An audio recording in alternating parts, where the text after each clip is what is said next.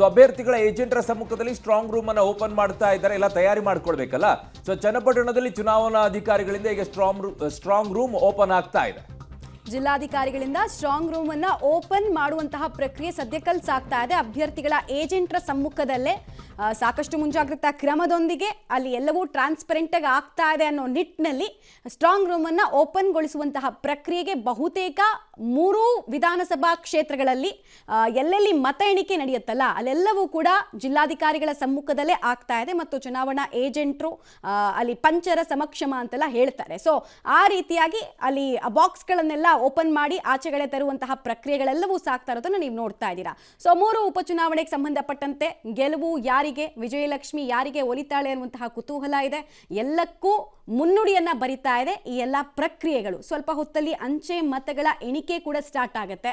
ಅಲ್ಲಿಂದ ನಮಗೆ ಟ್ರೆಂಡ್ ಸಿಗ್ತಾ ಹೋಗುತ್ತೆ. ಒಂದು 11:30-12 ಗಂಟೆ ಅಷ್ಟೊತ್ತಿಗೆ 3 ಉಪಚುನಾವಣೆಗಳಲ್ಲಿ ಕ್ಷೇತ್ರವನ್ನ ರಿಟೇನ್ ಮಾಡಿಕೊಳ್ಳುವಲ್ಲಿ ಯಶಸ್ವಿ ಆಗಿದ್ದಾರಾ, ವಂಶ ಪಾರಂಪರ್ಯದ ರಾಜಕಾರಣಕ್ಕೆ ಬಲವನ್ನ ಜನ ಈ ಸಲ ಕೂಡ ಕೊಟ್ಟಿದ್ದಾರಾ, ಇವೆಲ್ಲವೂ ಕೂಡ ಗೊತ್ತಾಗುತ್ತೆ. ಮತ್ತು ಕಾಂಗ್ರೆಸ್, ಬಿಜೆಪಿ, ಜೆಡಿಎಸ್ 3 ಜನರಿಗೆ ಕೂಡ ಇಲ್ಲಿ ಗೇಯ್ನು ಇದೆ, ಲಾಸು ಇದೆ.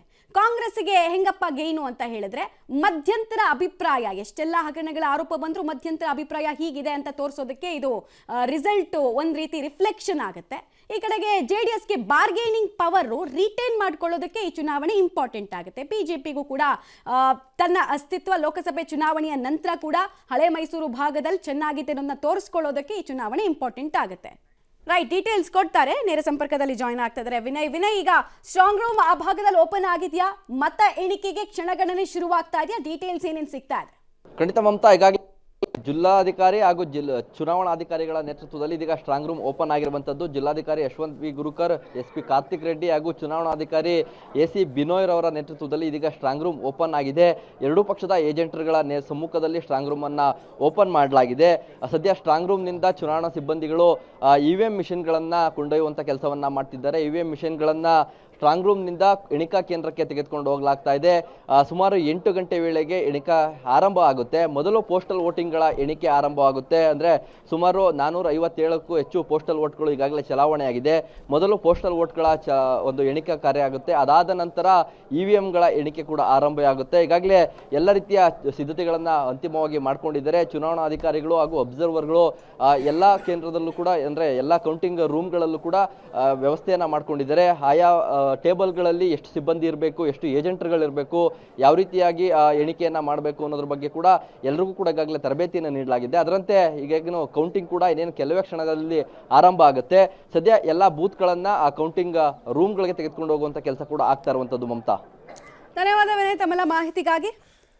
ಸದ್ಯಕ್ಕೆ ನೀವು ಗಮನಿಸ್ತಾ ಇದ್ದೀರಾ ಸ್ಟ್ರಾಂಗ್ ರೂಮ್ಗಳನ್ನ ಓಪನ್ ಮಾಡುವಂತಹ ಪ್ರಕ್ರಿಯೆ ಹಾಗೂ ಅಲ್ಲಿಂದ EVMಗಳಿರ್ತಾವಲ್ಲ ಅದನ್ನೆಲ್ಲವನ್ನ ಕೂಡ ಮತ ಎಣಿಕೆ ಕೇಂದ್ರಕ್ಕೆ ಶಿಫ್ಟ್ ಮಾಡುವಂತಹ ಪ್ರಕ್ರಿಯೆ ಸದ್ಯಕ್ಕಾಗ್ತಾ ಇದೆ. ಕುತೂಹಲ ಇದೆ ಸರ್, ಏನಾಗುತ್ತೆ ಅಂತ. ಬಿಕಾಸ್ ನನಗೆ ಕುತೂಹಲ ಇರುವಂತದ್ದು ಆ ಚನ್ನಪಟ್ಟಣ ಯಾರು ಗೆಲ್ತಾರೆ ಯಾರು ಸೋಲ್ತಾರೆ ಅಂತ ಹೇಳಿ. ಸೋಲು ಗೆಲುವಿನ ಮೇಲೆ ಯಾರೆಲ್ಲ ಯಾವ ರೀತಿಯಾದಂಥ ಪರಿಣಾಮಗಳನ್ನು ಎದುರಿಸಬೇಕಾಗತ್ತೆ ಅನ್ನುವಂಥದ್ದು. ಅದು DK ಶಿವಕುಮಾರ್ ಆಗಿರ್ಬೋದು, ಕುಮಾರಸ್ವಾಮಿ ಅವರು ಆಗಿರ್ಬೋದು, ಅಥವಾ ಸಿದ್ದರಾಮಯ್ಯನವರು ವಿಚಾರ ಬಂದಿರ್ಬೋದು. ಯಾಕೆಂದ್ರೆ ಮುಖ್ಯಮಂತ್ರಿಗಳ ವಿಚಾರ ಅದು ಸಂಡೂರು ಇಂಪ್ಯಾಕ್ಟ್ ಆಗುತ್ತೆ, ಶಿಗ್ಗಾವಿ ಇಂಪ್ಯಾಕ್ಟ್ ಕೂಡ ಆಗುತ್ತೆ. ಶಿಗ್ಗಾವಿ ವಿಚಾರಕ್ಕೆ ಒಂದು ರೀತಿಯಾಗಿ ಬೊಮ್ಮಾಯಿ ಅವರ ವಿಚಾರಕ್ಕೆ ಬರುತ್ತೆ. ವಿಜೇಂದ್ರ ಅವರ ಹಿಡಿತ ಹೇಗಿದೆ ಲಿಂಗಾಯತ ಪ್ರಾಬಲ್ಯದ ಮೇಲೆ ಅಂತ ಹೇಳಿ. ಸಂಡೂರಿನಲ್ಲೂ ಕೂಡ 35,000 ಲಿಂಗಾಯತ ಮತಗಳಿದೆ. ವಿಜಯೇಂದ್ರ ಅವರು ಲೋಕಸಭೆಯಲ್ಲಿ ಕೆಲವು ಕ್ಷೇತ್ರಗಳಲ್ಲಿ ಆ ಲಿಂಗಾಯತ ಪ್ರಾಬಲ್ಯವನ್ನು ಗಟ್ಟಿಯಾಗಿ ಹಿಡ್ಕೊಳ್ಳೋಕೆ ಸಾಧ್ಯ ಆಗಿರಲಿಲ್ಲ. ಹಾಗಾಗಿ 9 ಕ್ಷೇತ್ರಗಳಲ್ಲಿ ಅದರಲ್ಲಿ ಒಂದು 3-4 ಕ್ಷೇತ್ರಗಳನ್ನ ಲಿಂಗಾಯತ ಪ್ರಾಬಲ್ಯ ಇರುವಂತಹ ಕ್ಷೇತ್ರಗಳನ್ನ ಕಳ್ಕೊಳ್ಬೇಕಾಯ್ತು ಬಿಜೆಪಿ. ಅದನ್ನ ಸಾಧಿಸುವಲ್ಲಿ ವಿಜಯೇಂದ್ರ ಅವರು ಯಶಸ್ವಿ ಆಗ್ತಾರಾ ಈ ಉಪಚುನಾವಣೆ ಮೂಲಕವಾಗಿ? ಸಿದ್ದರಾಮಯ್ಯನವರು ಆ ಹಿಡಿತವನ್ನು ಹಿಡ್ಕೊಂಡಿದ್ದೀನಿ, ನಾನು ಗಟ್ಟಿಯಾಗಿದ್ದೀನಿ ಅಂತಾರ, ಅಥವಾ ಡೋಲಾಯಮಾನವಾಗುತ್ತಾ? ಇದು ಬಹಳ ಎಕ್ಸೈಟ್ಮೆಂಟ್ ನನಗೆ ಕಾಣಿಸ್ತಾ ಇದೆ. ಅದರ ಜೊತೆಗೆ ಮಹಾರಾಷ್ಟ್ರ ಮತ್ತು ಜಾರ್ಖಂಡ್ ಇದೆಯಲ್ಲ ಗ್ಯಾರಂಟಿಗಳ ವಿಚಾರ, ಕರ್ನಾಟಕದ ಗ್ಯಾರಂಟಿಗಳು ಅಲ್ಲೂ ಇದೆಯಲ್ಲ, ಅದರ ಇಂಪ್ಯಾಕ್ಟ್ ಹೇಗಾಗುತ್ತೆ ಆ ಚುನಾವಣೆ ಫಲಿತಾಂಶನು ಬಹಳ ಕುತೂಹಲದಲ್ಲಿದ್ದೀನಿ.